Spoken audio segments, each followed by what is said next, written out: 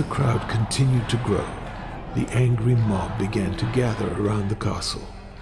The old man in the ivory tower said to his worried family, "Fear not. Simply create a story to tell all the farmers that the ones who live in the town are the reason their freedoms were restricted. Then all the peasants will fight amongst themselves." His family grew concerned that people would figure out this obvious deception. The old man smiled because he had played this game before. He knew it is easier to fool the people than to convince them that they had been fooled.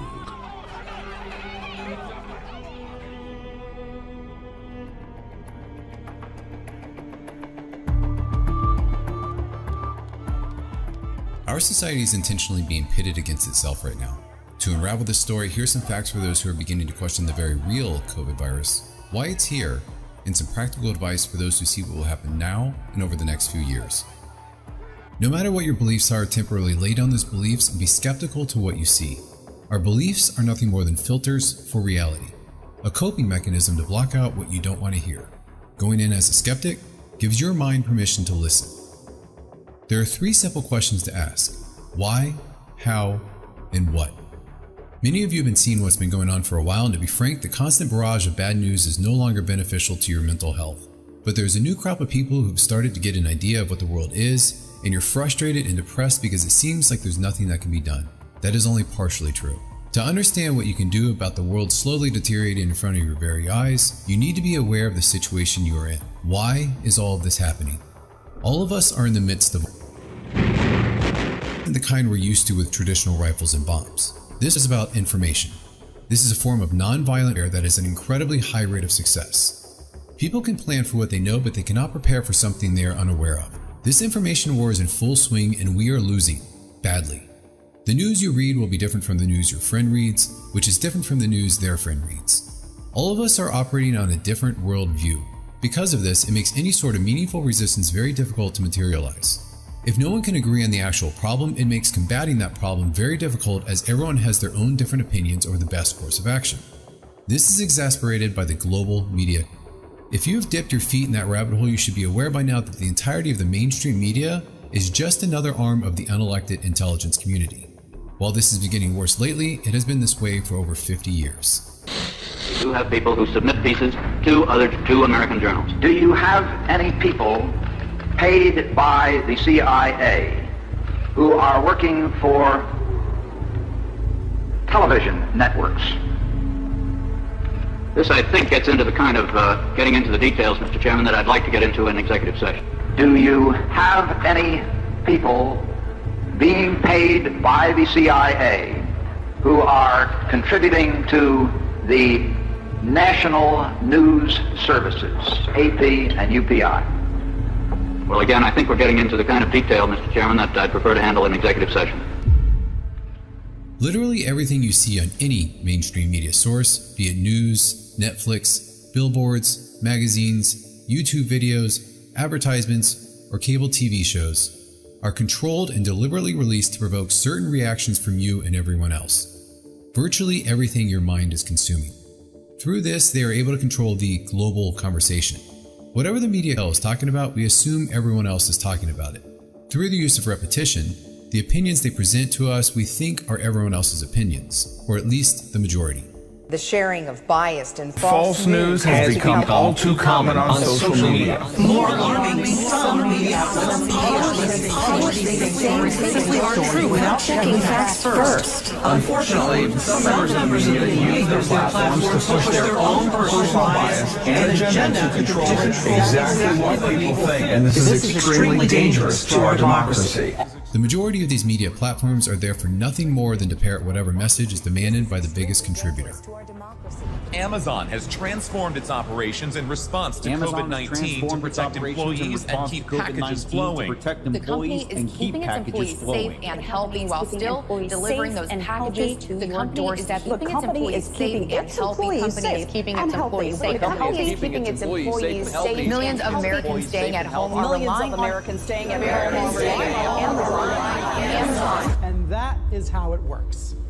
It's like a house of mirrors, where you're seeing the same thing over and over and over again, except it's distorted. This division of inaccurate information divides us against one another. The truth is, most of us aren't buying into it, but because the global conversation is constantly talking about the same subjects throughout different mediums, we think that is what other people's beliefs are. We get stuck in a groupthink mentality, something science, many decades ago, has proven to be very powerful. This has the very unfortunate effect of changing the thoughts and feelings of many people so that they fall in line with the conversation. The subject denies the evidence of his own eyes and yields to group influence. Sometimes we go along with the group because what they say convinces us they are right. This is called informational conformity. But sometimes we conform because we are apprehensive that the group will disapprove if we are deviant. This is called normative conformity. It reveals how people will deny what they see and submit to group pressure. It allows us not only to observe conformity, but to study the conditions that increase or reduce its occurrence. We are easily manipulated with this process. Until this global manipulative conversation from the mainstream media is silenced, all of us will continue to be operating on conflicting and false worldviews. This is just the surface of the information war that has been quietly humming along for centuries, slowly changing the world and our perceptions of it little by little, until we find ourselves in this current inverse clown world we are in today. Our universities and schooling institutions were among the first to be corrupted. That you took your kids out of the school. I have been hearing very much the same thing from many parents. They took 8 and 9-year-olds and made them deconstruct their racial and identity to figure out whether they were an oppressor or the oppressed. 8-year-olds, right? I mean, this is really damaging. Education program on these 8 and 9-year-old boys. And it wasn't about support. It was about, we felt like it was more about trying to convince them, like, hey, come on over. And the boys started to get confused. Then our kindergartner was told to write a letter to the Cleveland Indians objecting to their mascot. Now, he's 6. The result being multiple generations of people growing up filled with bad information from the earliest possible age, making it harder to overcome even when they see conflicting information with their very eyes. Science has degenerated from a pursuit of data, logic, and reason to a dogmatic edifice of almost religious belief systems. Information has become more abundant, while actual education has done nothing but decline over the decades. The modern human being has no idea where their food comes from, how their laws work, and that their money is based on absolutely nothing more than faith. We live as consumers only given the requisite information to part with our dollars to whomever pulls at our emotional strings the best. We have been manipulated into long workdays specifically because it makes for a purchase-happy public. Keeping our free time scarce means people pay a lot more for conveniences, gratification, and any other relief they can buy. It keeps us watching TV and its commercials, and it keeps us from following our ambitions. We have been led into a culture that has been engineered to leave us tired, hungry for indulgence, and willing to pay a lot for conveniences and entertainment while we're vaguely dissatisfied with our lives so that we continue wanting things that we don't have. We buy so much because it always seems like something is still missing. We have no idea what we are as a species and have been filled with nothing but bad information that comes apart at the seams once you peel back the layers and apply even a hint of scrutiny. Why don't we know all of this? Why weren't we told in the schools or the media? Because no one is ever going to educate you on how to overthrow them. This has been done on purpose over a long period of time to turn self-sustaining, healthy humans into poisoned, ignorant consumers completely dependent on the institution for their survival. The obvious endgame for this entire endeavor being perpetrated on the humans of the world is control. The uncomfortable truth is not control in the sense you may think. Control in the sense of livestock. Those at the so-called top of our society harvest human energy. Not in some mythical soul-sucking action we see in the movies, it's actually much simpler. In 1971, they have created a medium by which all human energy is measured, fiat money. Prior to 1971, it was sound money backed by gold, something scarce that for now you can't print out of thin air.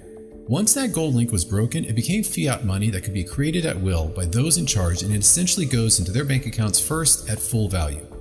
By doing so, they are able to invisibly steal from our pockets through an unnatural means they named inflation. They steal it openly through